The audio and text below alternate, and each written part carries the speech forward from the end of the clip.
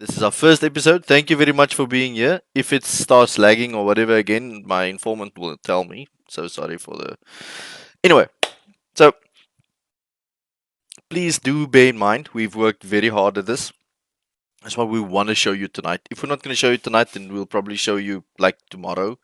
But we want to show you, and we will show you. So the first episode, of course, is it's cringy, it's raw, and it's just for you. So you better enjoy it.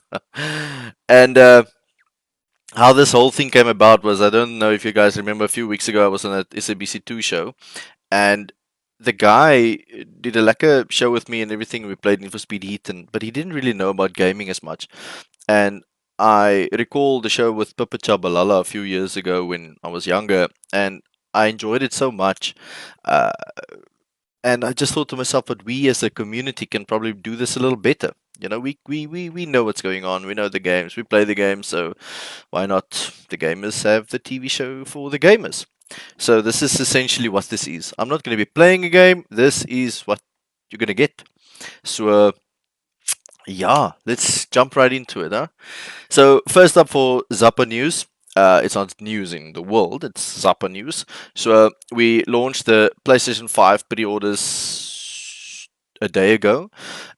Essentially, we don't have any info yet on the PlayStation 5, so it's not actually a pre-order for the PlayStation 5 because there's no information on the PlayStation 5. But we do accept like your order so long, and we're gonna assist you with the payment plan and all this thing. So that's just so, because we all know it's impossible to just drop 7, 8, 9, 10, 11, whatever the thing is gonna cost. Sorry, Samachi. So yeah. And then the next news is, of course, that we landed the contract for XM Studios. So we are officially a retailer for XM Studios also.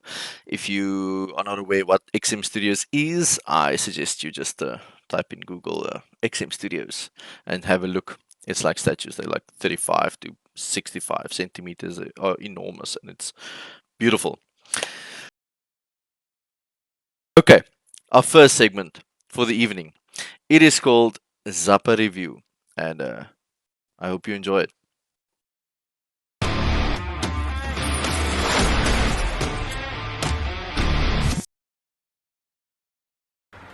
Do you remember this?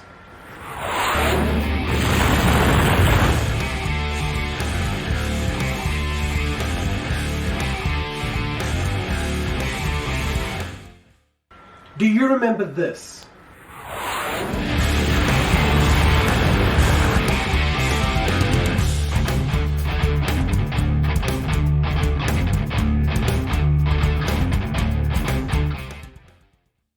Now for this.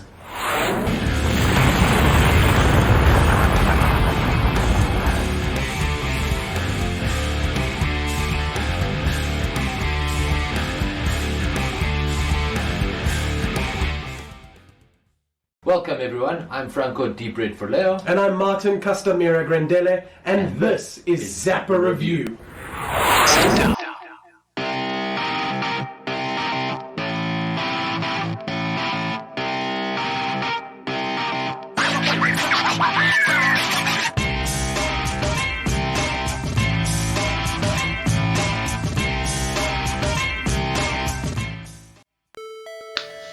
So, today's review is Darksiders Genesis, the latest release in the series and a breakaway of the norm for THQ Nordic and Airship Syndicate. So, before we carry on here, give me a quick rundown of the story. Well, it's a Darksiders game, so it has some of the things you can expect. Angels and demons to beat up, puzzles, platforming, and good old-fashioned slicing and dicing. Okay. So then you're going after Lucifer, and this is the first time we get to play Strife. He's the first time he's made an appearance in the series. First time we play as Strife, and the first time there's co-op in the game, because you can also play as War. But now this version now is we're doing isometric top view. Yep. You could do that in Darksiders 3. There was the enhanced There were like edition. two modes. There was classic third person, and they're like, Do you think that was their testing ground? probably. I don't think they would try something like this so randomly. And so now we've got it here now, and what did you think? Does this work? Is this new isometric top-down visual style of game work for Darksiders series? I think it was jarring at first, but once you get into the game, you're having fun and you've gotten used to it that I can't really tell you what the difference was in the end of the day. So now, co-op, single player, which one did you prefer? Both for different reasons. Definitely, yeah. The single player is really fun. You get to swap between the two as you need, but there's just so much fun in playing with someone. I agree. Look, it's always fun to play games with friends and whatever, but if you are going to play a single solo campaign out there, it's just as much fun. But I think the game was designed with co-op in mind. It was. And also the split screen. Someone sitting on the couch with you. We love that. We played that on the Super first fun. day. It's really good fun. This is the first time we get to play as Strife. First time as Strife, War's making a return, but it is a very fun combination. Okay, and between the two now, who was your horseman? Strife. Yeah, I think this game was designed for Strife. You know, if you look at the actual game mechanics and design, I think they built this game around him as the main protagonist. It's very obvious. But I think War has his place there as well. Now look, there's certain parts in the game where you have to interchange between them because War suits a certain part of the game or a certain boss better than Strife does. But I think in the overall game, you're going to land up playing Strife a lot more than you're going to be playing War. 100%. Alright, so let's get on to the visuals. I mean, how beautiful is this game? It's so It's good. incredible. But I think what I like the most about it is it looks and feels like some video game of the past. A lot prettier. A lot prettier. The graphics are certainly better, but just the style of it, the feel of it, it felt like a video game I played as a kid. Yeah. Well, when we were playing, I mean, the first thing you said to me was, "This is a video." This is a video game. It's. And we all love those AAA titles We and the love it. fancy, but this is core gaming. This is a video game. I don't think you can play this game and not have fun. Exactly. It's got everything: the platforming, the puzzling. The puzzling's great. Yeah. It's not over the top where you're sitting there thinking, "Oh, now I've got it," like The Witness, where you got to sit there for 20 minutes and try to figure something out. It's pretty basic, but it will challenge you a bit. And the combat, did you find it difficult to get into? I found the first 10-15 minutes, it took me a while to get used to the movements and new aiming. and the dual shock. I don't know if it's been ported directly from PC, but there's a lot of combat that goes into this game. But I think they've done well using the dual shock controller.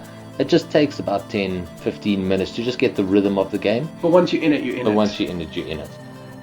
What else? Our progression system? What did you think? Yeah. Complicated? No? No, I think it's a very standard level up system. I It's just like a think typical RPG. it's a typical RPG. And the score in this game, music, Music's brilliant. just amazing. Wonderful. It's like a choir of sirens, just like progressing you through this game through hell. It's It just feels good. I think the people really enjoyed making this game, which reflects in how you play it. 100%. Couldn't agree more. Time to give this a score. Here at ZAPA Reviews, we score games based on the PlayStation Trophy method. Bronze, silver, gold, platinum. You get the gist of it. So from us, Darksiders Genesis gets a Gold for royalty, power, money. gold it is. Thank you for joining us. If you're watching on YouTube, don't forget to like, comment, subscribe, and share. I'm Deep Red. And I'm Customera, and this has been ZAPA Review. See you next time.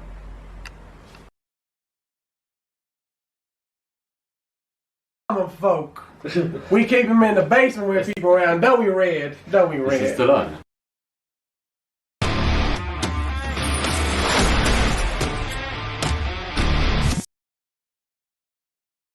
Okay.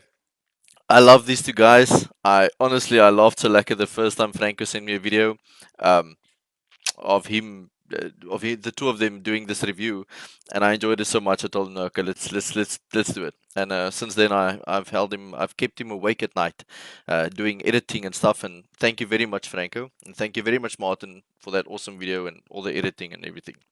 So, Darksiders Genesis. I played it personally. If you love Diablo 3 or you like that kind of game, I would highly suggest it. It is an awesome game. So the next one, we're going to do the next segment tonight for you guys, and that's called ZAPA Community. And that's, of course, all of you. And when I say all of you, it means the people, the local streamers, the local influencers, local people that are just doing something in the gaming community. And for our first interview or person that I chose for this segment is no one else but Dangerous Dave from Super 2-Bit.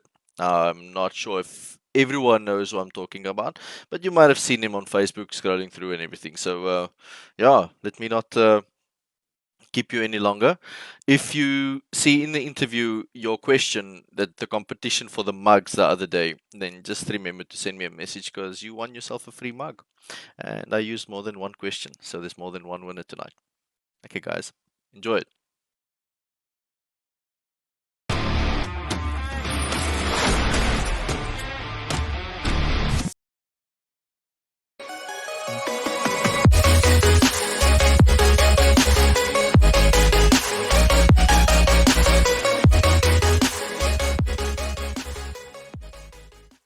Good evening, Zapanites, and welcome to Zapa Community.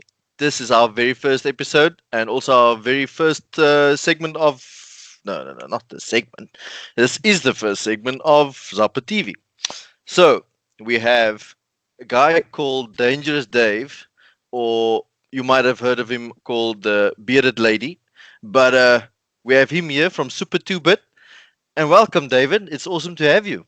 What's happening, buddy? Thank you so much for having me, man. What's crack-a-lackin'? No, it's all good, man. And like I said, thank you very much for taking or giving me the opportunity to have this interview with you. Thank you for the opportunity. I'm excited to see this this episode. I think it's going to be very popular. Lekker, man. So, for everyone at home watching currently at the moment and who might have seen your face on Facebook pop up here and there, as we all have, please tell us who you are and where they might have seen you before. So yeah, the name is Dangerous Dave. I have many names, the Bearded Lady, the African Shroud. But I started streaming on Facebook about 2.5 years ago, maybe even 3 years actually. And I was one of the early guys to get streaming, to Twitch and all that, like locally. And since then, just kind of like kept the streaming train going. Before that, I did a lot of content creation on YouTube. We had a channel like called Super 2-Bit that we started like 7 years ago. And we were just like messing around, like parody videos, like just completely like dumb videos. And that's when we kind of got into like the whole content creation thing. And then streaming kind of like was birthed from that whole like idea. So it was the natural progression of things. And now here we are. We've come a long way. we had a very janky stream to start with. Some of the old streams are still there, and you'll see like it's come a long way. So we're very chuffed about where the channel Super Tube and obviously Dangerous Dave is now, and we're just trying to keep on chugging, as we go. We have so many awesome oaks out there. The local guys, the small guys, not really small, but like the normal oak, who is also trying his best, making content, doing his streaming every night, being there for his fans. What is the advice? Because I know you guys are sponsored and you have a lot of companies interested in you. What is your advice to just wanting to make it being sponsored or being seen? Getting into it. So yeah, that's the thing. So it's so challenging, obviously, because like we're such a small market and like we have such a small audience here, like locally, and like guys ask me all the time, like, how do you get sponsored? What's the best way to go? And unfortunately, the best way to go is because like these guys will start streaming and they'll be streaming for like a month and then they're like, cool, I want to get sponsored, but like. It's unfortunately, like, you've got to build that brand up, whatever your brand is, and you've got to build it up. You've got to get a following behind you. You've got to get like good content behind you, and then you kind of got to go approach like the sponsors, and it's tough because you kind of need that leg up to get the audience, So, of course. So my advice is to guys, like, even if they can't stream because they don't have fiber, maybe they just have like a slow line. I'm like, just make Let's Play videos, but make them funny, put your own like twist on it, like to make it unique, and start building an audience that way. And then the second you've got like an engaged audience, people that like love your content and your content's unique, then it's an easier conversation to go to a brand and say, hey, listen, this is what I'm all about. This is what I'm doing differently. And yeah, I'd love to work with your brand, but it's a grind. It's like the biggest grind ever in the world. I can imagine. It is I mad, can imagine. especially on Twitch. And I keep telling guys that stream to Twitch, I'm like, don't do it. Stop streaming to Twitch right now, because Twitch is like the hardest channel to grow on in this country. In terms of discoverability, there's no discoverability. So I tell the guys, stream to Facebook or YouTube even, to get the hell away from Twitch. You'll get like a couple of subs and a couple of bits and the odd donny. but you're gonna plateau and have 15, 20 people watching you for the next 2 years, and then you're gonna wonder why, like, you're not going anywhere. So like, get away from Twitch. Use something like Restream if you want to stream to Twitch, but then definitely focus on like a Facebook or a YouTube as well. Awesome. That's it. So talking about ZAPA, I have to ask this question because it came up a lot, and it's very important to us also. And that's Xbox or PlayStation. What is your preference? It's a big Xbox. No, I'm joking. I know you guys are PlayStation, and I'm PlayStation. I got my PS4 Pro right here. There's no Xbox in the room even. So definitely PlayStation good. Through and through, dude. Through and through. Your marks, it just went up. So your I'm on notch one. I'm on notch one now. No, you're notch one now. Now you're notch one. But listen, with all these delays in the games, we are all depressed. I know I'm personally depressed for Cyberpunk. I've been looking forward to that game forever. What is the one game you're looking forward to the most this year? This year, sure, there's some good stuff coming, eh? I'd say Cyberpunk looks amazing, but I would say, sure, the game that I'm probably most excited for would probably be The Last of Us 2. That looks like, something really special that doesn't come around that often. But I mean, I'll be honest with you. There's so many games that Rainbow Six Siege, the old games that I find myself just going back to, and new games are coming out. I'm just like not even interested. I go back to Battlefront 2, or like even Modern Warfare's been out for a couple of months now, and they're about to drop that Battle Royale mode. So I'm kind of just like so happy. Like like when Last of Us comes out, I'll jam that. But I'm actually we spoiled for choice as gamers at the moment. Spoiled. We are spoiled. And my backlog is like insane. So, no. It's a cursed word at the moment. Yeah. No. So, I have a big surprise. Not a big surprise. I have a surprise. Right? It's called bonus questions. I'm going to throw about 7 questions your way. You don't know any of this. First thing pop into your head. Give me the answer. Are you ready? Yeah. Let's do it. All right. So, video games or million rand? Video games. Video. First person or third person? Why? Oof, that's tough. That's so tough. I would say third person. Third person because ever since Max Payne, like third person shooting was like perfect in my mind. So third person. I even played Battlefront 2 in third person. So third person. It just feels better. Fantastic. All right. Who let the dogs out? The song? The song that came out like. Just who let them out? Who let the dogs out? I'll tell you who let the dogs out. It was Jeff Goldblum. Jeff Goldblum let the dogs out. Because he's a crazy. There we go. At what age did you lose your game virginity? So my first game was dude. It was probably Simon the Sorcerer. Give away my age now. Simon the Sorcerer came out probably like 95, 94. So yeah, so 94, 93 maybe. Okay. Yeah. And how old were you? And 95 or 94? I was I was like 7, 6, 7, 8. When I started getting to point and click adventure games. So awesome game, Simon the Sorcerer. If you've never played it, they've got it on Good Old Games. Go play it now. Holds up. You got to check it out. I'm going to check it out. So question number 5. You are a mad scientist. Money is no issue. Ethics are no issues. But ethics is no issues. Yeah. What is the first experiment you're working on? A real life lightsaber, of course. Come on. Hey? Gotta get, who doesn't want one? And then hoverboards, like in Back to the Future. And then I want to ride my hoverboard with my lightsaber, and that's bliss right there. Dave, thank you so much for joining me tonight. And it's been awesome having a chat with you. Thanks for having me, buddy. I appreciate it. Thank you for all the support. No, please. It's you guys supporting us at the end of the day, and we supporting you. So it's a give, That's it.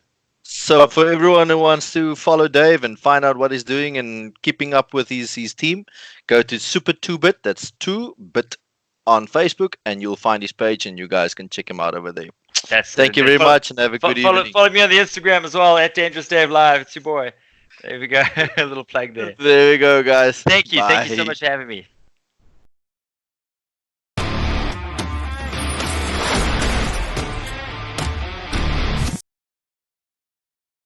What a awesome guy.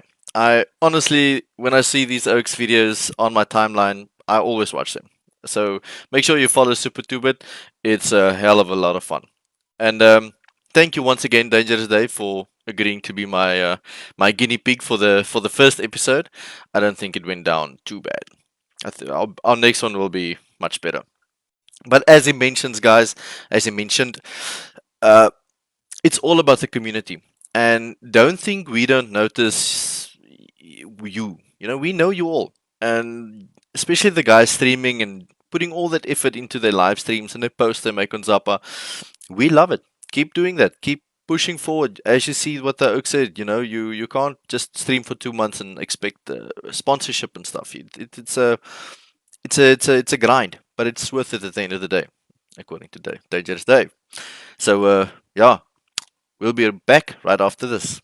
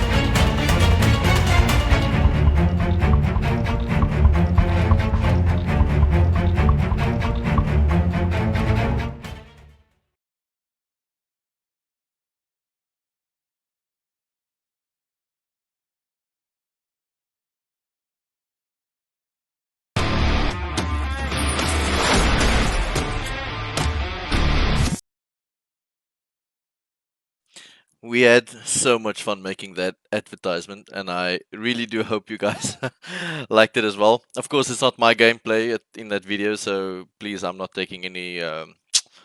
What's the word I'm looking for? It's not mine. Okay, so we did give thanks to the people who it is, but hope you enjoyed it as much as we did. So, also on the X Gamer note, I see a lot of guys asking me what it is, what's it about. It's energy, it's focus, it's a good product, and I use it every day. So yeah, give me a shout if you want to test it out. So on to our next segment, and there's only 2 more left. So for those of you tuning in, thank you so much, and I think you're gonna like the last 2 as well. So let's do it. You guys remember when you were younger, teenagers? I remember it so fondly. Carefree, living in your mom's, eating their food, and a Saturday morning PJs on still, or whatever you wore where you just woke up, and Rice Krispies or cornflakes or whatever, put on your game, and the first song that you hear is Riders on the Storm. Check it out.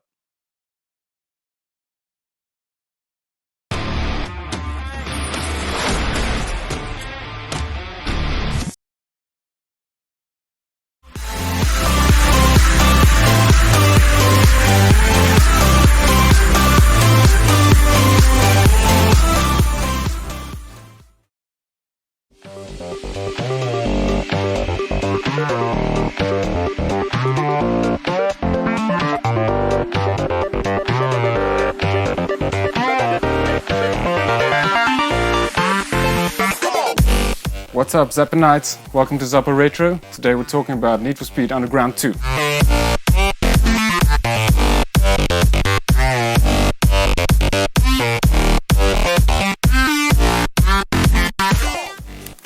man, this game still holds up. Released back in 2004, 4 years into the life cycle of the PS2. You had about 29 cars, 125 miles of open road, upgrades, customizations, pure nostalgia.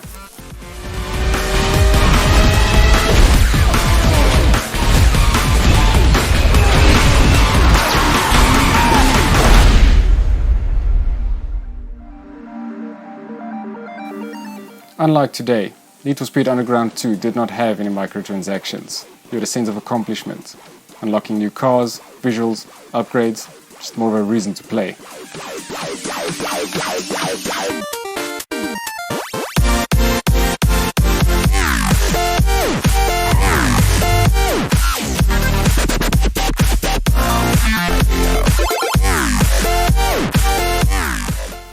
Need for Speed Underground 2 picks up where the first one left off. 6 months later, the player enters a new city where he competes in a few races to build his reputation.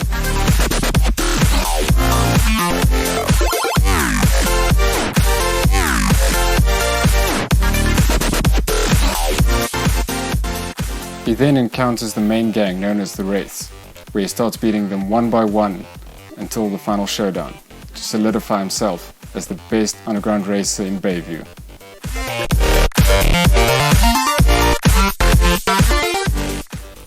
So, Need for Speed Underground 2 is a classic. It had great storyline, gameplay, visuals. It's highly recommended. Have a good night. See you in the next video.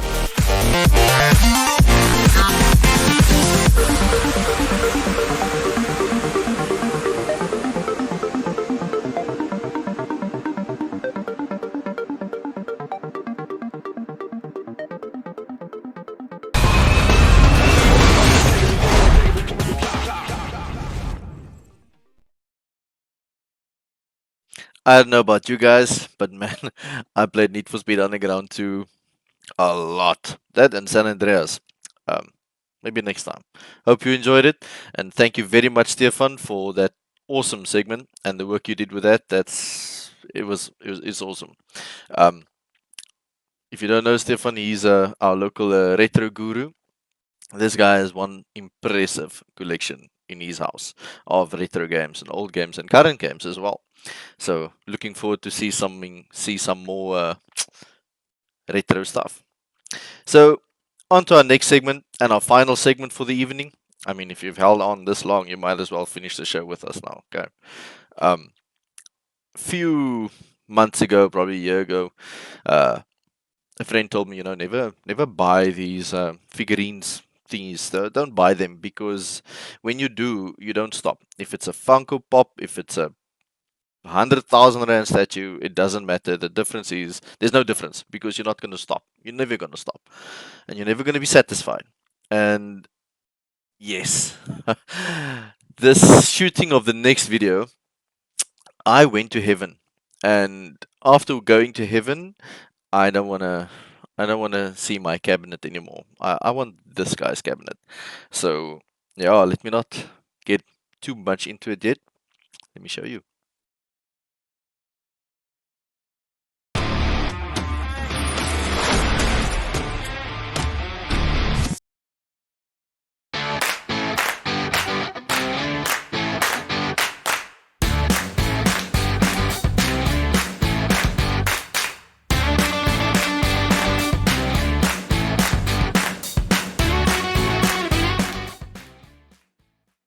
Good afternoon, ZAPA Nights. We are here with a good friend of mine, and I'm going to show you some sexy statues today. Let's go have a look.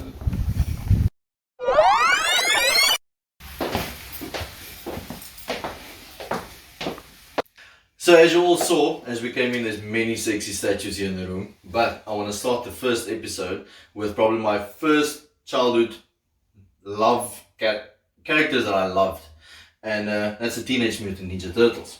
So the first one we got up here is Michelangelo, and as you all know, Michelangelo loves his pizza. You can see the pizza box over here with the pieces that's been eaten, and with his nunchucks. And yeah, these are all Prime 1 statues. So this is quite your AAA market of statues, and they're amazing. You can see the detail and everything in every artwork. So over here at the back we have the meaner brother, Raphael, of course, with his side knives. And you can just look at this toothpick. The toothpick that he has there, the detail that the oaks are going through when they make these things are incredible.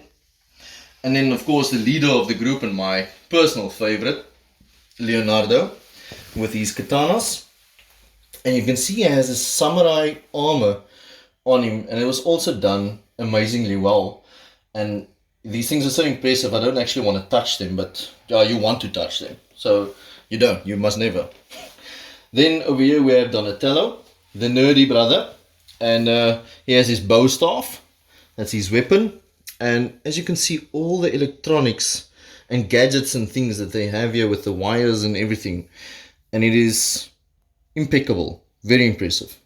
And it's definitely, if you were a fan of Teenage Mutant Ninja Turtles as a young boy or a girl or a young child, this is definitely something you would appreciate if you had it in your collection.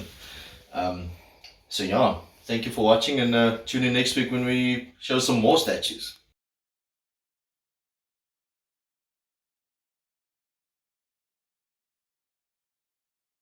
That is it. That's our first Zapisode and Zapa TV Zapisode, whatever you want to call it. It's our first one. It's finished. My hands have stopped shaking. Thank you. Thank you, everyone, for tuning in, and thank you for just doing this with us. We are very grateful. We love you. We love everything we do every single day for you, and we'll never stop.